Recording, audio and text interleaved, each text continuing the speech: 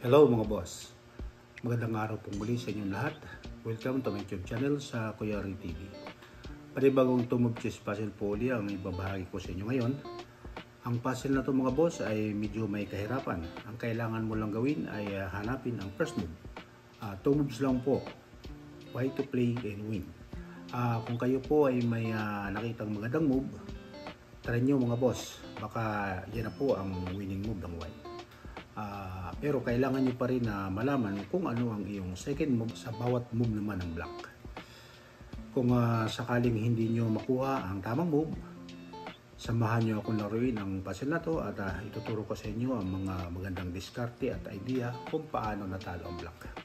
Bago ang lahat mga boss, kung bago ka pa lang sa YouTube channel na to, huwag kalimutang mag-like at pakisubscribe na rin po bilang suporta nyo sa aking munting channel.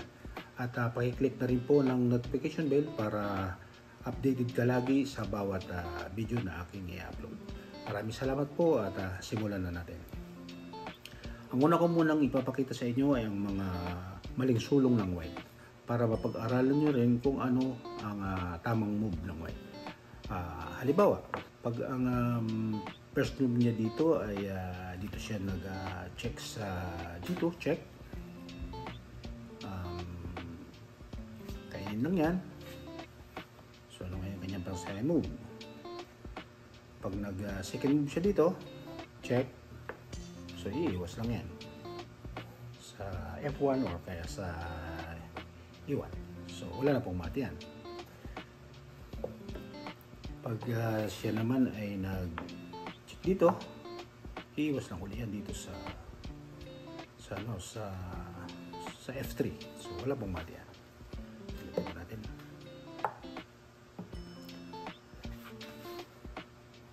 Pag halimbawa naman siya ay nag-check dito sa dito, makakaiwas na ngayon ang king dito sa E1. Ano ngayon ang kanyang pang second move?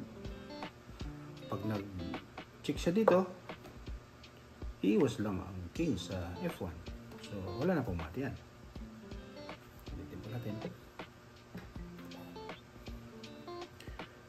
Pagka halimbawa ay dito siya nag-check, kainin lang yan ng knight. Saan siya pwedeng mag second move? Pag nag second move siya dito, so iiwas lang yan. So wala na pong mati.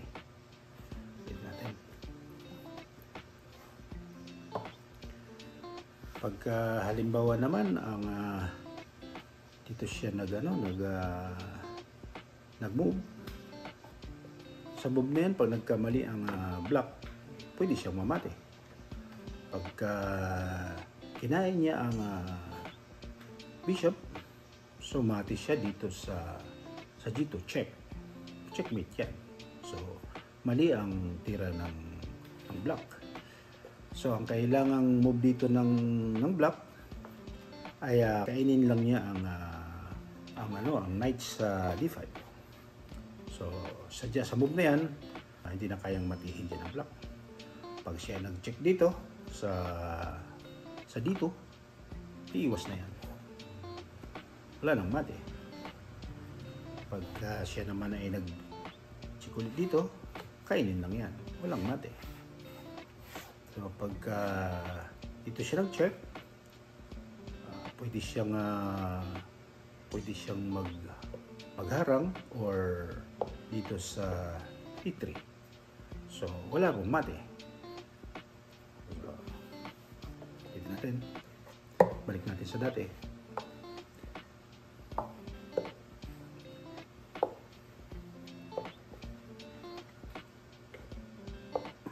So, ginawa na po ng white ang mga posibleng atake pero hindi pa rin kayang matihin ang black.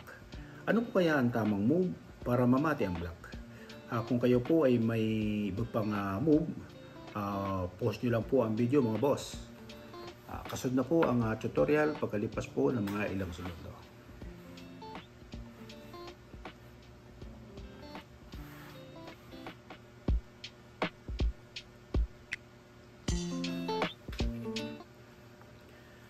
Okay. Ito na po mga boss ang solusyon o kasagutan sa 2-move chess puzzle na to. First move ng white. Ang rook ay nag A5 lang. So yan po ang first move ng white. So sa move na to, ang black king ay wala nang ikikilos. So ang pwede nilang niyang ikilos dito ay itong dalawang knight at isang bishop. So isa-isahin po natin mga boss kung ano yung kasagutan dyan ng black. At ano naman ang kasagutan ng white para matalo ang black. So unahin mo natin ang knight. Ang move ng knight dito ay pwede siya dito, dito, dito. So isa-isahin po natin. Pag ang move niya ay siya ay nag F4 or kinain niya ang rook. Ang second move ng white ay dito lang sa F1. Check. Checkmate po yan. So yan po ay suportado ng bishop. Ito naman ay mayroong horse. Dito naman may knight. So yan po ay mate. So ito natin.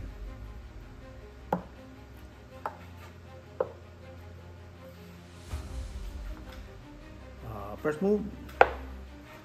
So nung makita ng black na dito ang kanyang pang second move, ang ginawa naman dyan ng black ay hinarang dito sa E1 para hindi siya maka-check dito.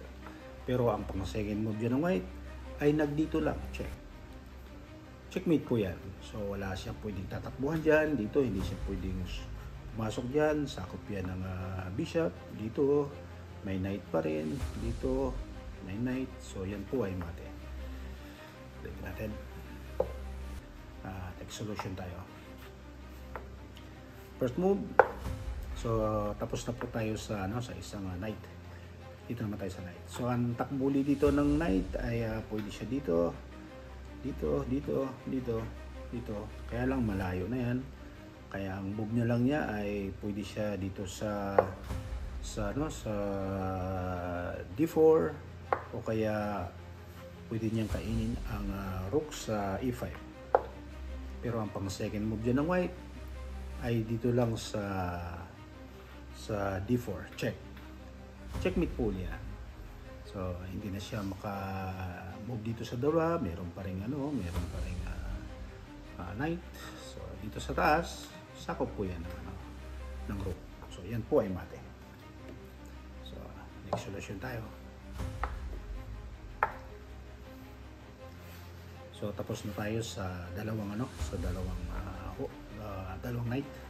First move, pag kinain ng bishop ang knight sa D5, ang pang second move ng white ay dito lang sa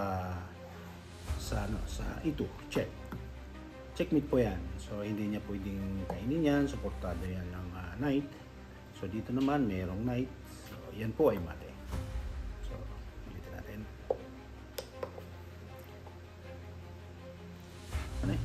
First move, na makita ng black na dito siya nag-check. So dito naman ang black sa F3. So ang pang akala ng ng white ay dito siya check. Ang pang second move ng white ay dito lang sa H3. Check. Checkmate po yan.